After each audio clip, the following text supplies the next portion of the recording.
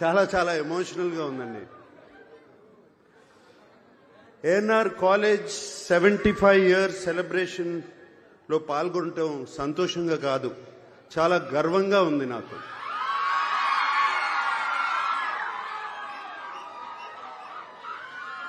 మనుషులు శాశ్వతం కాదు, వాళ్ళు చేసే పనులు శాశ్వతం.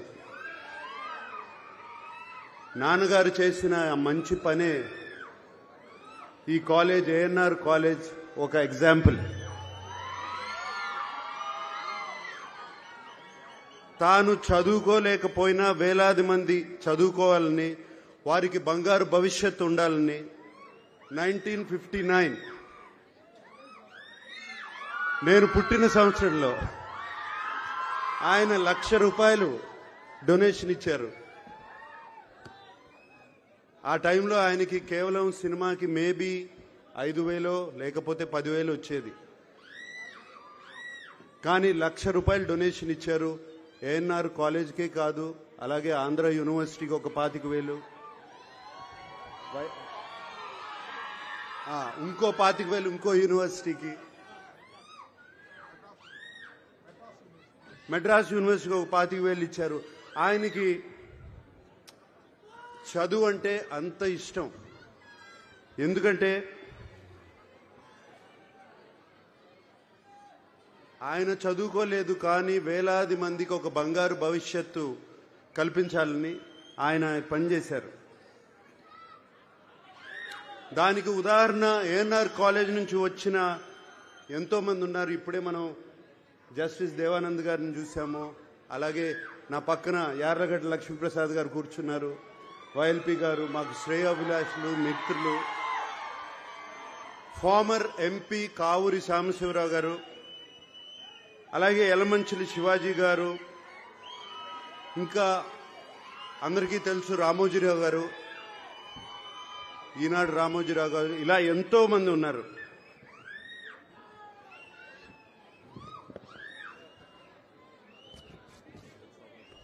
పద్మనాభ గారు, కైకాల సత్యనారాయణ గారు, శోభనాద్రి గారు, ఇలా ఎంతో మంది, చెప్పడానికి ఎంతో మంది ఉన్నారు.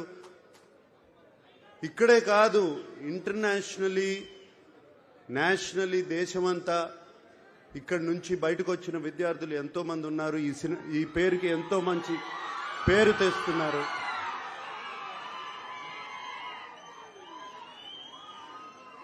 ఇక్కడ నేను కోరుకునేది, already ANR college management skill development start చేస్తున్నారని విన్నాను.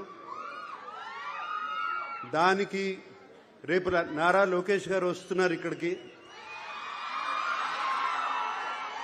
అది చాలా సంతోషంగా ఉంది ఆయన రావడం.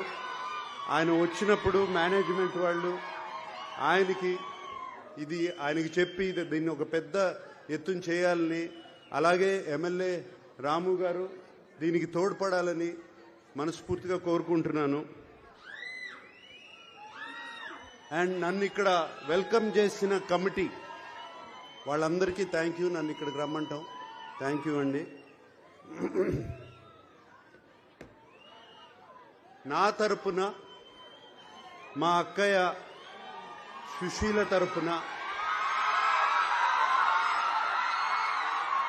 అలాగే మా అన్నయ్య వెంకట్ తరపున, ఏఎన్ఆర్ ఫ్యామిలీ తరపున మేము ఈ ఏఎన్ఆర్ కాలేజీలో ఒక స్కాలర్షిప్ నాన్నగారి తరపున, అమ్మ తరపున పెట్టాలని మేమందరం అనుకున్నాము.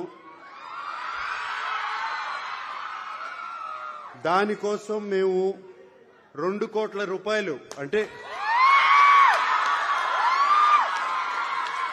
2 crore rupees ఇవ్వాలని, దాని ఫార్మాలిటీస్ అన్ని ఏఎన్ఆర్ మేనేజ్మెంట్తో మాట్లాడి అది ఎలా చేయాలి అని ఇమీడియట్గా చేద్దామని.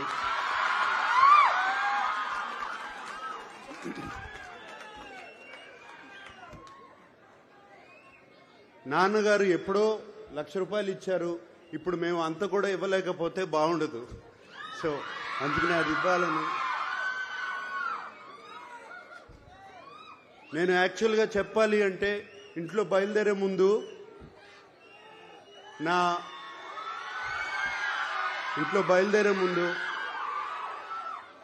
పిల్లలు, నా శ్రీమతి అమల మీ అందరికీ హలో చెప్పమని చెప్పి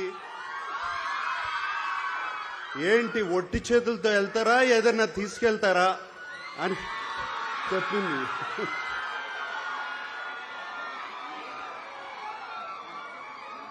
సో అందుకనే ఈ డొనేషన్ రేపు వెంటనే జరుగుతుంది.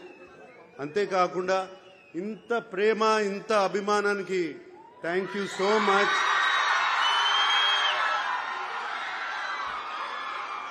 అందరికీ థ్యాంక్ యూ సో మచ్.